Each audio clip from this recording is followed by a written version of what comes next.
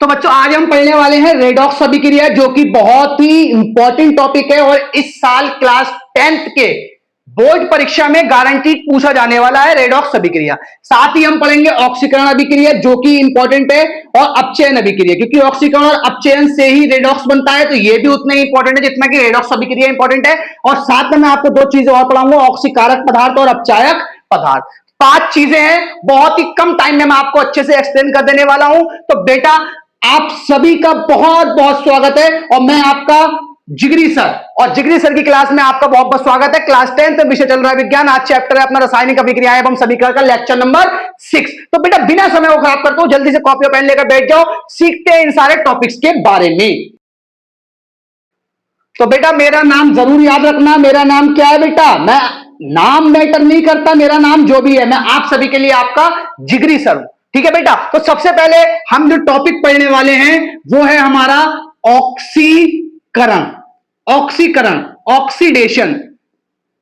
क्यों? क्योंकि रेडॉक्स जो है ना वो ऑक्सीकरण और अपचयन से मिलकर बनता है। तो पहले ऑक्सीकरण समझेंगे, फिर अपचयन समझेंगे, फिर उसके बाद रेडॉक्स अभिक्रिया पढ़ेंगे। तो देखो बेटा, एक काम करना, ऑक्सीकरण पूरी हेडिंग बनाना, ऑक्सीकरण अभिक्रिया। देखो बेटा ऑक्सीकरण अभिक्रिया होती क्या है, देखो सिंपल सी बात है, पहले इसकी डेफिनेशन लिख लेते हैं। वह अभिक्रिया जिसमें किसी परमाणु कॉमा अणु या आयन से इलेक्ट्रॉन निकलते हैं, क्या कहलाती है बेटा, ऑक्सीकरण, ऑक्सीकरण अभिक्रिया कहलाती है। सिंपल सी डेफिनेशन है, और अभी इसको हम उदाहरण से बहुत ही मक्खन कर देने वाले हैं। तो पहले बात करते हैं कि ऑक्सीकरण अभिक्रिया अगर आ जाए तो इसकी डेफिनेशन कैसे लिखना है। देखो सिंपल सी और आसान से शब्दों में जैसे मैं आपको सिखा रहा, आप वैसे ही लिखना। क्या लिखना है आपको, सबसे पहले वह अभिक्रिया, देखो वह अभिक्रिया जिसमें किसी परमाणु, अणु या आयन से इलेक्ट्रॉन निकलते हैं, ऑक्सीकरण अभिक्रिया कहलाती है। मतलब ले देकर अगर आपको इसका निचोड़ बनाना हो तो निचोड़ क्या बनता है, मतलब कोई भी ऐसी अभिक्रिया जिसमें चाहे परमाणु हो, अणु हो या आयन हो, उनसे क्या निकले, इलेक्ट्रॉन बाहर निकले, तो वो क्या कहलाएंगे बेटा, उस घटना को ही हम कहेंगे ऑक्सीकरण। मतलब इलेक्ट्रॉन का दान करना कहलाता है ऑक्सीकरण। उदाहरण पे आते हैं बेटा, सपोज करो मैं आपको तीनों का एग्जाम्पल लेके देता हूं, लेकिन एग्जाम्पल से पहले हटाओ, एग्जाम्पल छोड़ो आप, मैं आपको इसकी या करके एक डेफिनेशन और बताता हूं, जो सी आपको बेहतर लगे आप वो सी लिखाना है एग्जाम में, ठीक है ना। तो एक ये लिख देना, वह अभिक्रिया जिसमें किसी पदार्थ पर ऑक्सीजन परमाणु जुड़ता है या हाइड्रोजन परमाणु अलग होता है, अलग होता है, ऑक्सीकरण अभिक्रिया कहलाती है, ऑक्सीकरण अभिक्रिया कहलाती है। सिंपल सी क्या है सेकंड डेफिनेशन, वह अभिक्रिया जिसमें किसी पदार्थ पर ऑक्सीजन परमाणु जुड़ता है, मतलब आपको याद रखना है कि ऑक्सीकरण का मतलब है ऑक्सीजन परमाणु का जुड़ना, या H परमाणु अलग होता है, ऑक्सीकरण अभिक्रिया कहलाती है। 3 बातें, ऑक्सीकरण की 3 पहचान आपको याद रखनी है कि इलेक्ट्रॉन का बाहर निकलना, O का जुड़ना और H का अलग होना, ये 3 बातें याद रखो, ऑक्सीकरण आपका खत्म हो गया। अब आते हैं इसके उदाहरण पे। देखो मैं आपको इसके उदाहरण से समझाता हूं। सपोज करो हमने लिया पहला उदाहरण, हमने लिया सोडियम परमाणु। अगर मैं आपसे सोडियम परमाणु की बात करूं तो Na का जो परमाणु क्रमांक होता है वो होता है 11। परमाणु क्रमांक कितना होता है, 11। परमाणु क्रमांक का मतलब इसमें इलेक्ट्रॉनों की संख्या कितनी होती है, 11। प्रोटॉन भी इसमें कितने होते हैं, 11। तो अगर मैं आपसे कहूं परमाणु बनाने के लिए, परमाणु का ये नाभिक होता है, नाभिक के बाहर पाए जाते हैं आपके कोश। पहले कोश में जाते हैं 2 इलेक्ट्रॉन, फिर जाते हैं 8 इलेक्ट्रॉन, फिर जाते हैं 8 इलेक्ट्रॉन, फिर 18, फिर 18, फिर 32, ऐसे कर कर कोशों में इलेक्ट्रॉन फिल होते हैं। तो इसमें 2 इलेक्ट्रॉन, दूसरे कोश में 8 इलेक्ट्रॉन, 5, 6, 7, 8। अगर आप 2 और 8 को काउंट करें 10 हो गए, 2 कोश फिल हो गए। इसके बाद आता है आपका तीसरा कोश। तीसरा कोश 11 इलेक्ट्रॉन है ना, 2 और 8 10, तो तीसरा इसमें आ गया 1 इलेक्ट्रॉन। किसी भी परमाणु की बाहरी कक्षा में जो इलेक्ट्रॉन होता है, अगर वो परमाणु धातु है तो वो अपना अष्टक पूरा करने के लिए, अष्टक पूरा करने के लिए इस इलेक्ट्रॉन को क्या करता है बेटा, किसी दूसरे को दान कर देता है या किसी दूसरे से ले लेता है, जो रास्ता क्लोज पड़ता हो। दान तब करेगा जब अष्टक पूरा करने में कम इलेक्ट्रॉन दान करना पड़ रहे हो, और लेगा तब जब अष्टक पूरा करने के लिए कि इलेक्ट्रॉन कम लेने से काम चल रहा हो। जैसे कि अगर ये 1 इलेक्ट्रॉन ये वाला दान कर दे, सोडियम 1 इलेक्ट्रॉन दान कर दे, तो इसका ये वाला कोश खत्म हो जाएगा। इनको क्या बोलते हैं बेटा, कोश। ये वाला कोश इसका क्या करेगा, खत्म हो जाएगा। फिर अंदर वाले कोश बचेगा, अंदर वाला इसका आखिरी कोश बन जाएगा। तो हर परमाणु चाहता है उसके आखिरी कोश में 8 इलेक्ट्रॉन हो। अगर ये 1 इलेक्ट्रॉन दान हो जाएगा, अंदर 8 ही तो इलेक्ट्रॉन बचेंगे, और जब 8 इलेक्ट्रॉन बचेंगे तो इसका अष्टक पूरा हो जाएगा। ठीक है ना। और अब इस टॉपिक पे आते हैं, ये अष्टक नियम 11 तक बहुत ही डिटेल में है। अभी के लिए आपको थोड़ा इस अगले चैप्टर पढ़ाएंगे, धातु वाले चैप्टर में। और तो अभी के लिए इस पे आते हैं। अगर मैं आपसे बात करूं, इसके पहले कोश में इलेक्ट्रॉन है 2, दूसरे में है 8, तीसरे में है 1। इसको ऐसे करके लिख देते हैं, पहले में 2, दूसरे में 8, तीसरे में 1। देखो बेटा, इसको अष्टक पूरा करना है। अष्टक पूरे करने के इसके पास 2 रास्ते हैं, या तो ये इस वाले में 8 कर ले, या इस वाले को दान करके पीछे वाले के 8 कर ले, क्योंकि जब इसे दान कर देगा तो ये खत्म हो जाएगा, तो यही इसका आखिरी कोश बन जाएगा। लेकिन इसे चाहिए 7 इलेक्ट्रॉन अष्टक पूरा करने के लिए, और देना 1 है। तो भाई इसके लिए क्लोज रास्ता कौन सा है, 1 इलेक्ट्रॉन दान करना या 7 इलेक्ट्रॉन किसी से लेना। तो 1 इलेक्ट्रॉन दान करना क्लोज है ना, तो ये क्या करेगा, अपना ये इलेक्ट्रॉन दान कर देगा। अब जब ये अपना इलेक्ट्रॉन दान करेगा, जो इलेक्ट्रॉन देते हैं उन पर आता है प्लस का निशान। अब इलेक्ट्रॉन इसने दिया है, कितने दिए, 1, तो इस क्या हो जाएगा 2,8। 1 इलेक्ट्रॉन चला गया, वो इलेक्ट्रॉन आप अलग कर दीजिए। अब देखो ये क्या बन गया, Na+। इसका मतलब कोई भी धातु अगर प्लस की फॉर्म में कन्वर्ट होती है तो ये घटना कहलाती है आपकी ऑक्सीकरण, क्योंकि प्लस की फॉर्म में कन्वर्ट होने का मतलब है कि इसने इलेक्ट्रॉन दान करा। जितने इलेक्ट्रॉन दान करेगा उसके ऊपर उतना प्लस चार्ज आ जाएगा। जैसे कि अगर मैं आपसे इसका सेकंड एग्जांपल कहूं, Mg का परमाणु क्रमांक होता है 12। पहले कोश में 2, दूसरे में 8, तीसरे में कितने आएंगे, 2 इलेक्ट्रॉन। ये सोडियम का था, इसमें 1 इलेक्ट्रॉन था, इसमें आएंगे 2 इलेक्ट्रॉन, क्योंकि Mg का होता है 12। अगर ये इलेक्ट्रॉन दान करेगा तो इसके पास देखो बेटा 2 रास्ते हैं, या तो ये इलेक्ट्रॉन दान कर दे या इलेक्ट्रॉन लेके अष्टक पूरा कर ले। इलेक्ट्रॉन इसे चाहिए 6 अष्टक पूरा करने के लिए, लेकिन दान कितने करने हैं, 2। तो ये क्या करेगा, अपने 2 इलेक्ट्रॉन दान कर देगा, जिसकी वजह से इसके ऊपर 2 प्लस चार्ज आ जाएगा, और इधर इसका परमाणु क्रमांक हो जाएगा 2,8। तो देखो अष्टक पूरा हो गया, 2 इलेक्ट्रॉन दान कर दिए। ठीक है, ये घटना ही कहलाती है आपका ऑक्सीकरण। ये ऊपर वाली डेफिनेशन हो गई।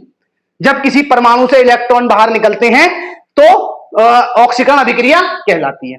ठीक है बेटा, समझ में आया। अब मैं आपको समझाता हूं इसकी नीचे वाली डेफिनेशन से। नीचे वाली डेफिनेशन में क्या बोला, वह अभिक्रिया जिसमें किसी पदार्थ पर ऑक्सीजन परमाणु जुड़ता है। पहले इस बात को क्लियर करते हैं कि ऑक्सीजन परमाणु जुड़ता है। सपोज मैंने ले लिया एक एग्जाम्पल के तौर पर, मैंने लिया एक रिएक्शन होती है, कॉपर होता है। कॉपर के क्रिया जब O2 से होती है ना, तो आपका बनता है CuO। कॉपर की क्रिया जब O2 से होती है तो CuO बनता है। इधर O कितने हैं, 2, तो पहले इसे बैलेंस कर लीजिए। इधर 1 है तो 2 करने के लिए 2 से गुणा, Cu 2 होगा तो Cu को यहां पे 2 कर दिया। अब देखो यहां पे क्या हुआ है, कॉपर की क्रिया ऑक्सीजन से हुई, तो ऑक्सीजन परमाणु कॉपर पर क्या कर गया, जुड़ गया। जुड़कर बना दिया उन्होंने कॉपर ऑक्साइड। अब ये जो कॉपर ऑक्साइड बना है, इसमें जो घटना हुई है वो कौन सी हुई है, ऑक्सीकरण। क्यों, क्योंकि बेटा O का जुड़ना क्या कहलाता है, आपका ऑक्सीकरण कहलाता है। समझ गए, मतलब O किसी भी धातु पे जुड़ जाए जाके, आप Cu की जगह Mg ले लो, आप Na ले लो, तो वो क्या कहलाएगा, आपका ऑक्सीकरण कहलाएगा बेटा। अब हम आते हैं अगले के ऊपर जो इसके आगे की डेफिनेशन थी। तो आपके जिगरी सर ने बताया कि H का जुड़ना कहलाता है ऑक्सीकरण, सॉरी O का जुड़ना कहलाता है ऑक्सीकरण। तो भैया यहां जिगरी सर ने यह भी तो बताया कि H परमाणु का अलग होना भी ऑक्सीकरण कहलाता है। सर अब हमें यह तो बताइए कि H परमाणु कैसे अलग हो रहा है सर जी। तो इसके लिए बेटा मैं एक एग्जांपल लेता हूं। एक केमिकल होता है MnO2, इसकी क्रिया आप करवा दीजिए HCl के साथ में।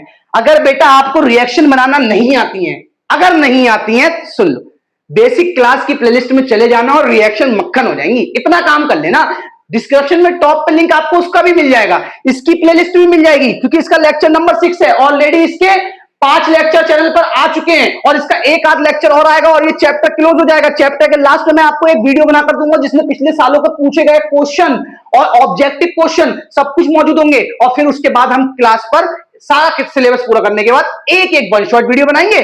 कर लेना यार, पेपर सारा का सारा यहीं से आ जाना है आपका, कतई मजा आ जाएगा, पूरा पेपर आपका यहीं से आ जाएगा और मक्खन हो जाएगी आपकी कहानी।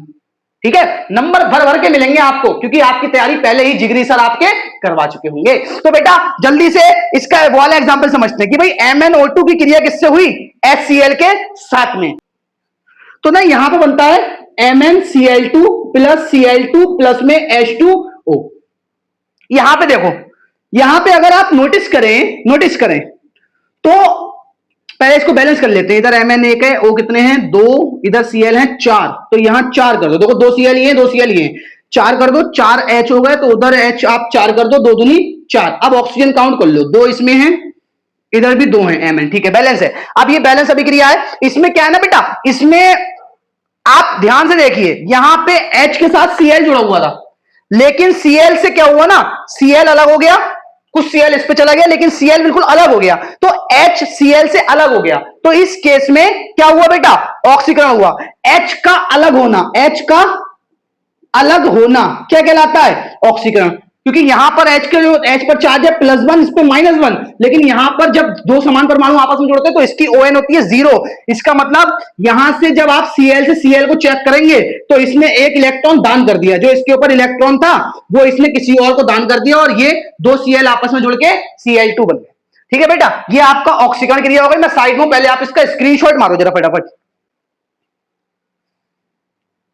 ले लिया बेटा, स्क्रीनशॉट ले लिया। अब देखो, आप ये मत सोचना कि आपने ऑक्सीकरण अभिक्रिया पढ़ लिया, आप अगला टॉपिक नहीं पढ़ सकते। अगर आपने ऑक्सीकरण अभिक्रिया पढ़ लिया, यहीं पर खत्म हो जाता है आपका अपचयन अभिक्रिया। इधर देखो, ऑक्सीकरण को हटाया और यहां पे बेटा बस आपको क्या करना है, अभी समझो बात को, बस ऑक्सीकरण की जगह आप क्या लगा दो, अपचयन अभिक्रिया। मेरी बात समझना बहुत ही ध्यान से, दोनों चीजें यही खत्म हो जाएंगी।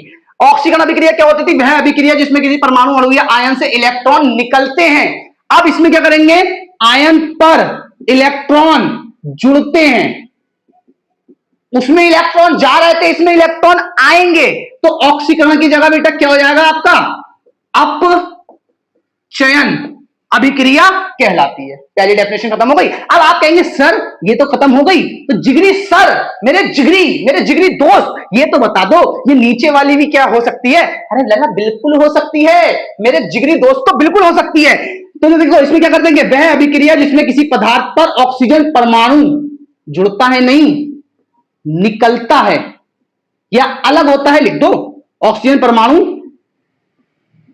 अलग होता है, पर की जगह से कर देना, किसी वह अभिक्रिया जिसमें किसी पदार्थ से ऑक्सीजन परमाणु अलग होता है या H परमाणु, ये अलग होता था तो अब ये जुड़ जाएगा, जुड़ता है, और ऑक्सीकरण की जगह क्या कर देंगे बेटा, अपचयन अभिक्रिया कहलाती है।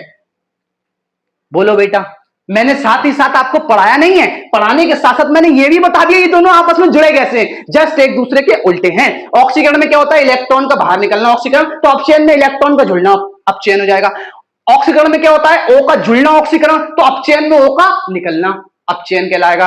ऑक्सीकरण में क्या होता है, H का अलग होना ऑक्सीकरण, तो अपचयन में बेटा H का जुड़ना क्या कहलाएगा, अपचयन कहलाएगा। बोलो है नहीं है। अब भैया आती है इसके उदाहरण की बात, तो लो लो लो लो लो इसके उदाहरण भी समझाते हैं, इसके उदाहरण भी अभी के अभी समझाते हैं। यहीं कहीं देखो 2-3 एग्जाम्पल इसके भी लिखते हैं, फिर अगली हेडिंग पे चलते हैं। तो देखो बेटा इसकी क्या बनेगा आपका एग्जाम्पल, पहला एग्जाम्पल लेते हैं।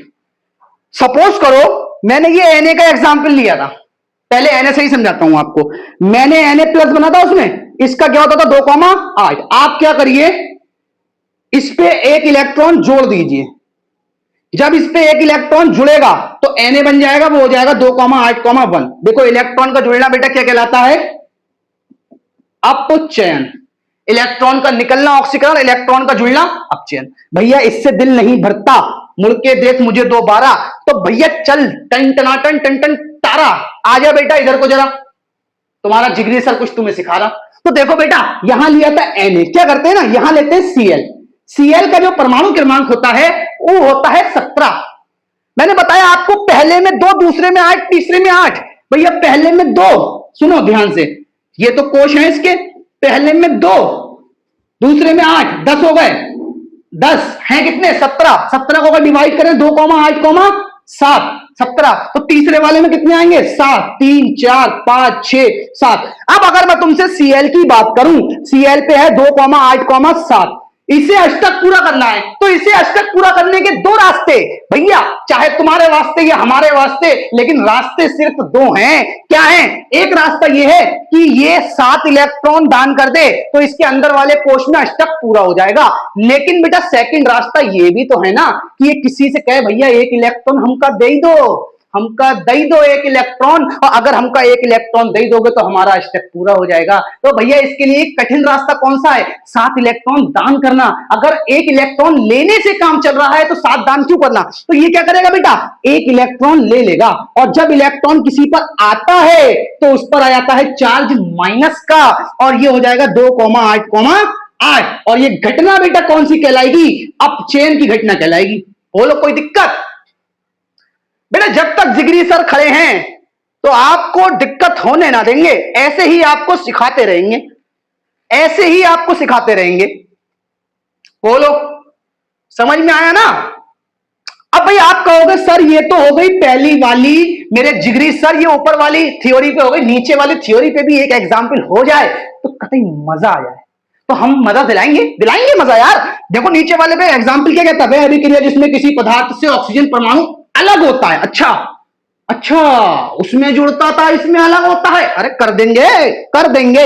हमने लिया ZnO, इसकी क्रिया करवा दी हमने कार्बन के साथ, जिंक ऑक्साइड की क्रिया हमने कार्बन से करवा दी। ये O देखो इस पे जुड़ा हुआ है, अलग होके इस पर जुड़ जाएगा, Zn से अलग हो जाएगा तो Zn अकेला हो जाएगा और CO बन जाएगा। अब देखो लला, O किसी पे जुड़ा हुआ था लेकिन आगे चल के उससे अलग हो गया, रिश्ता टूट गया, कार्बन आए लेके होगा फुर्र। तो बेटा ये घटना क्या कहलाएगी, ये घटना कहलाएगी आपकी अपचयन। साइड में हूं बेटा, स्क्रीनशॉट मार दो जरा फटाफट। ले लिया बेटा, स्क्रीनशॉट ले लिया। तो आगे चलते हैं और आपको सिखाते हैं आज की क्लास का सबसे इंपॉर्टेंट टॉपिक जो कि होता है रेडॉक्स अभिक्रिया। समझे बेटा, तो चलिए रेडॉक्स अभिक्रिया सीखते हैं। बेटा अगर बोर्ड परीक्षा में बैठ रहे हो ना इस साल 26-27 तुम्हारा है, तो बेटा ये रेडॉक्स अभिक्रिया का जो टॉपिक है ना मोहर लगा लो। चाहो ये जिगरी सर तुमसे बोल रहे हैं, ये क्वेश्चन यूपी बोर्ड की परीक्षा में आपको इस साल गारंटीड मिलने वाला है। बहुत ही इंपॉर्टेंट टॉपिक है इस साल की परीक्षा के लिए रेडॉक्स अभिक्रिया। कैसा टॉपिक है बेटा, हाईली सुपरली डुपरली मोस्ट इंपॉर्टेंट टॉपिक है जिगरी सर के अकॉर्डिंग।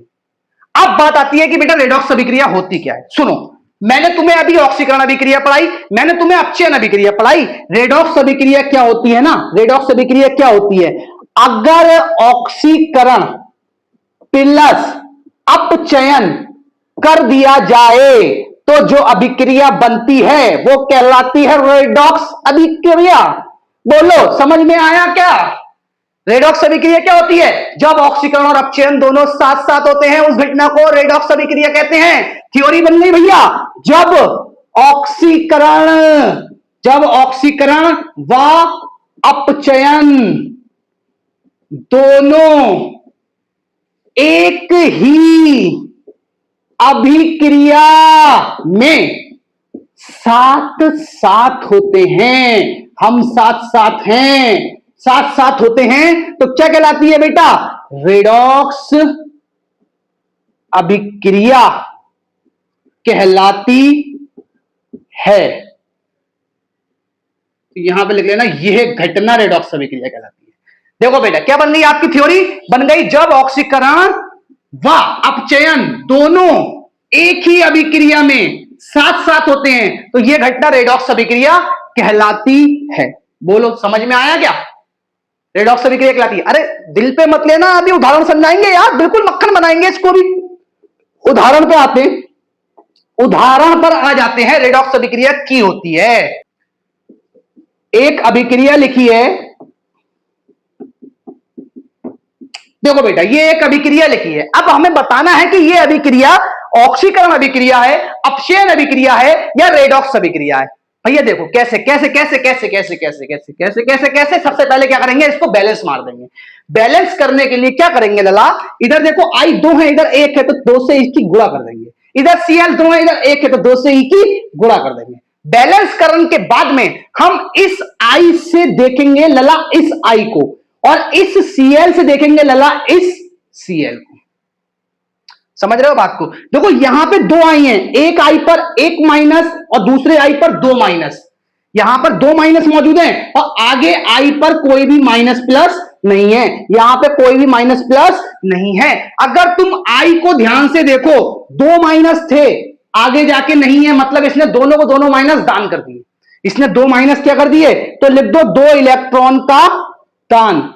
और लला मुझे ये बता दो, मैंने तुम्हें अभी पढ़ाया था, अगर इलेक्ट्रॉन का दान होता है तो अभिक्रिया कौन सी होती है? इलेक्ट्रॉन का दान कहलाता है ऑक्सीकरण। तो ये घटना कौन सी हो गई लला? ऑक्सीकरण हो गई।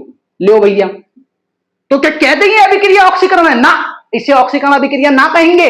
अब हम दूसरा वाला चेक करेंगे, इस पर तो 0 इलेक्ट्रॉन, आगे चल के इसके ऊपर एक Cl पे 1 इलेक्ट्रॉन, 2 Cl है ना, तो दोनों पे 1 इलेक्ट्रॉन, मतलब 2 इलेक्ट्रॉन, मतलब इस Cl पर 2 इलेक्ट्रॉन आ गए लला, मतलब इस पर 2 इलेक्ट्रॉन जुड़ना, और इलेक्ट्रॉन का जुड़ना क्या कहलाता है?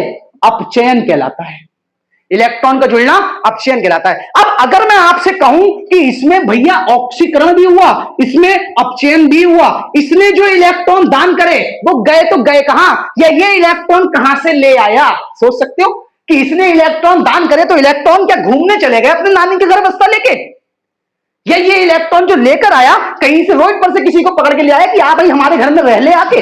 ऐसा ना होता है। क्या हुआ, इसने जो 2 इलेक्ट्रॉन दान करे वो ही 2 इलेक्ट्रॉन इसको मिलेंगे इस क्रिया के बीच के दौरान। अब इतना होने के बाद में ये तुम्हारा इसमें ऑक्सीकरण भी हुआ और इसमें तुम्हारा अपचयन भी हुआ, और दोनों हो रहे हैं एक ही क्रिया में एक ही समय पे साथ साथ, तो ये घटना ही कहलाएगी आपकी रेडॉक्स अभिक्रिया। इट मींस हम इसे ऑक्सीकरण अभिक्रिया नहीं कहेंगे, हम इसे अपचयन अभिक्रिया नहीं कहेंगे, हम इसे बोलेंगे रेडॉक्स अभिक्रिया। बोलो बेटा, समझ में आया रेडॉक्स अभिक्रिया क्या होती है? समझ में आया? अगर समझ में आया है तो यार वीडियो को एक लाइक तो बनता है, और लाइक करो, साथियों के साथ शेयर करो, जिससे वो भी केमिस्ट्री को रटना और पढ़ना बंद करके सीखना शुरू कर सके आपके जिगरी सर के साथ आकर। ठीक है बेटा, अब अभी बात यहां पर खत्म नहीं होती है, अभी बात यहां पर खत्म नहीं होती है। मैंने आपसे बोला ये एक एग्जाम्पल है इसका, मैं अभी आपको इसका दूसरा एग्जाम्पल जरूर करवाऊंगा, क्योंकि एक बार से दिल नहीं भरता, मुड़ के देख मुझे दोबारा। कम से कम 2 एग्जाम्पल तो करेंगे मेरे यारा। तो देखो दूसरा एग्जाम्पल क्या करते हैं इसका, देखो एक एग्जाम्पल है Zn प्लस CuSO4, आगे आपका बन गया ZnSO4 प्लस में Cu। अगर मैं आपसे कहूं, क्या कहूं, कुछ तो कहने को मेरा दिल चाहता है, चलो कह ही देता हूं, समझा ही देता हूं।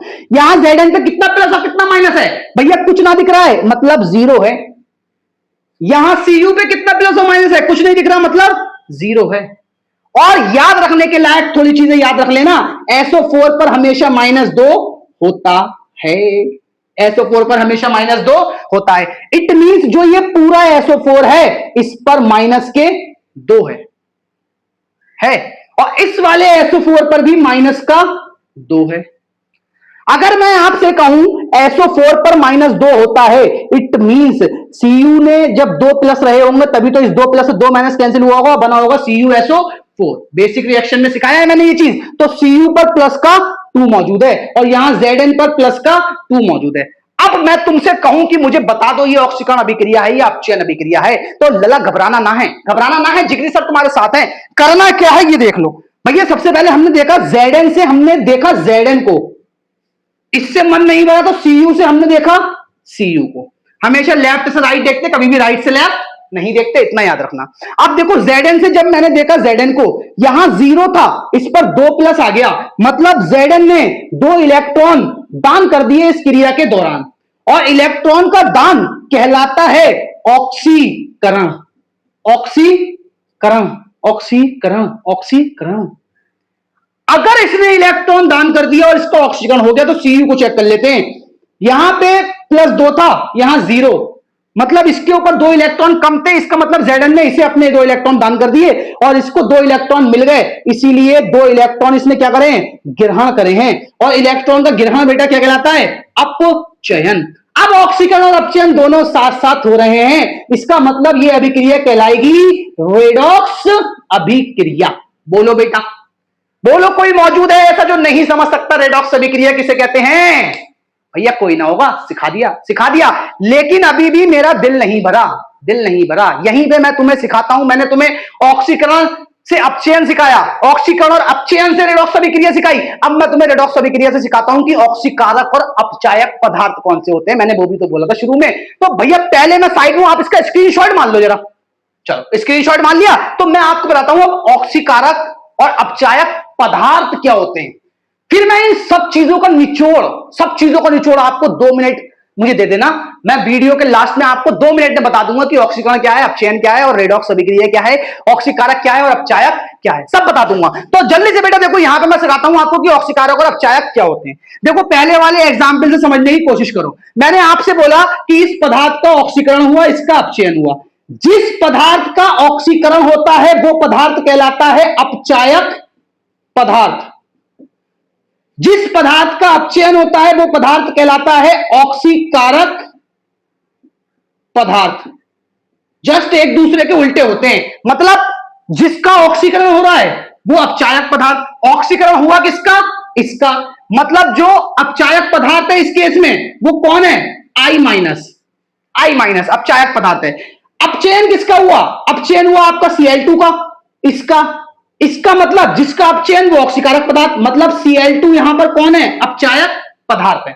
तो इसके नीचे ना आपको करना क्या है, नीचे वाले एग्जाम्पल समझे पहले, फिर मैं बताता हूं करना क्या है। नीचे वाले एग्जाम्पल में ऑक्सीकरण किसका हुआ, Zn का, तो ये पदार्थ कौन सा हो गया, अपचायक पदार्थ, जिसका ऑक्सीकरण वो अपचायक पदार्थ, और जिसका हुआ अपचयन, अपचयन किसका हुआ, CuSO4 का, पूरे CuSO4 का अपचयन हुआ है, तो जो ऑक्सीकारक पदार्थ हो जाएगा वो आपका क्या हो जाएगा, CuSO4। ये हो गया आपका ऑक्सीकारक पदार्थ, ठीक है ना, याद रखना हमेशा। और जो ऑक्सीकारक और अपचायक पदार्थ होते हैं वो होते हैं जो क्रिया में भाग लेते हैं, ना कि वो जो कि बनते हैं, याद रखना बेटा, ठीक है ना।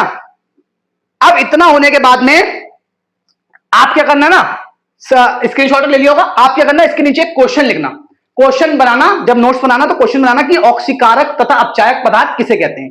आंसर में हेडिंग बनाना ऑक्सीकारक पदार्थ, उसमें लिखना किसी रासायनिक अभिक्रिया में वे पदार्थ, ऑक्सीकारक पदार्थ पढ़ना है, किसी रासायनिक अभिक्रिया में वे पदार्थ जिसका अपचयन होता है ऑक्सीकारक पदार्थ कहलाता है। एग्जाम्पल चाहे तो ये वाला लिख देना, अपचयन वाले को दिखा देना कि ऑक्सीकारक पदार्थ कहलाता है, यही एग्जाम्पल लिख देना पहला वाला। फिर उसके नीचे हेडिंग लिखना किसी रासायनिक अभिक्रिया में वे पदार्थ जिस पदार्थ का अपचयन होता है वो ऑक्सीकारक पदार्थ कहलाता है। सॉरी ये तो अभी बताया था, दूसरी हेडिंग बनाना आप अपचायक पदार्थ की, उसमें लिखना किसी रासायनिक अभिक्रिया में जिस पदार्थ का ऑक्सीकरण होता है वो पदार्थ अपचायक पदार्थ कहलाता है, यही एग्जाम्पल लिख देना, अपचायक और ऑक्सीकारक दिखा देना आप अपना, ठीक है ना। ये आपके सारे टॉपिक हो गए। मैंने बोला था कि मैं आपको सारे टॉपिक्स का 2 मिनट का निचोड़ मैं आपको लास्ट में दूंगा, तो जल्दी से बेटा बस 2 मिनट और दे दो मुझे, मैं आपको बताता हूं इस सारे टॉपिकों का निचोड़, ठीक है बेटा, इधर की ओर ध्यान दो, बस एक नोट और आपके सारे टॉपिक खत्म। देखो इलेक्ट्रॉन का ग्रहण हो सकता है और इलेक्ट्रॉन का दान हो सकता है। इलेक्ट्रॉन का दान जब होता है तो घटना होती है ऑक्सीकरण, और जब इलेक्ट्रॉन का ग्रहण होता है तो घटना होती है अपचयन, ठीक है ना। इलेक्ट्रॉन का ग्रहण मतलब अपचयन, इलेक्ट्रॉन का दान मतलब ऑक्सीकरण। जो अपचयन करने वाला पदार्थ होता है वो कहलाता है ऑक्सीकारक पदार्थ, ऑक्सीकारक पदार्थ, और जो ऑक्सीकरण करने वाला पदार्थ होता है वो कहलाता है अपचायक पदार्थ, ठीक है ना। समझो कितना अच्छा सा नोट है कि इलेक्ट्रॉन का ग्रहण अपचयन हो गया, जिस पदार्थ ने अपचयन करा वो कहलाएगा ऑक्सीकारक पदार्थ। इलेक्ट्रॉन का दान ऑक्सीकरण हो गया, जिस पदार्थ ने इलेक्ट्रॉन का दान करा वो कहलाएगा अपचायक पदार्थ। अब बात आती है रेडॉक्स अभिक्रिया की, तो इधर की ओर ध्यान दो। जिस अभिक्रिया में अपचयन और ऑक्सीकरण दोनों साथ साथ हो गए वो कहलाएगी रेडॉक्स अभिक्रिया। बोलो, अभी भी यहां पर कोई ऐसा है जो कह सकता है सर ने नहीं समझाया? मैंने बोला था बेटा 2 मिनट बोला था तुमसे, और इसे समझाने में मुझे 1 मिनट लगा है, 1 मिनट लगा है। बोलो, 1 मिनट में सारी बातें एक्सप्लेन कर दी, उदाहरण पीछे लिखे हुए हैं। तो इसी के साथ बेटा मैं आपसे अलविदा लेना चाहूंगा, फिर मुलाकात होगी आपसे एक नए और धमाकेदार वीडियो के साथ। लेकिन इतना जरूर कहना चाहूंगा, अगर आपको जिगरी सर की क्लास अच्छी लगती है तो बेटा अपने साथियों के साथ शेयर कर दो, वीडियो पे लाइक जरूर करना और बताना कि बेटा वीडियो आपको कैसा लगा है, ठीक है ना। अब इस चैप्टर का बस एक वीडियो और आएगा, लेक्चर नंबर 7, जिसमें हम पढ़ेंगे संचारण और विकृत 2 टॉपिक। उसके बाद में एक आएगा लेक्चर नंबर 8, जिसमें छुटपुट सवाल पढ़ेंगे। एक आएगा लेक्चर नंबर 9, जिसमें हम पढ़ेंगे आपके ऑब्जेक्टिव क्वेश्चन। इसके पिछले 5 सालों के ऑब्जेक्टिव क्वेश्चन जो भी आए हुए हैं वो हम वहां पर पढ़ने वाले हैं। पिछले 5 सालों में जितने भी ऑब्जेक्टिव क्वेश्चन पूछे गए सारे के सारे मैं आपको करवाने वाला हूं, ठीक है ना। और जितने इंपॉर्टेंट क्वेश्चन पूछे गए पिछले 5 सालों में वो भी मैं आपको करवाने वाला हूं, ठीक है। तो वीडियो में अंत तक बने रहने के लिए आपका बहुत बहुत शुक्रिया। तो इसी के साथ आपसे अलविदा लेते हैं। अगर वीडियो अच्छा लगा तो लाइक जरूर करके जाना।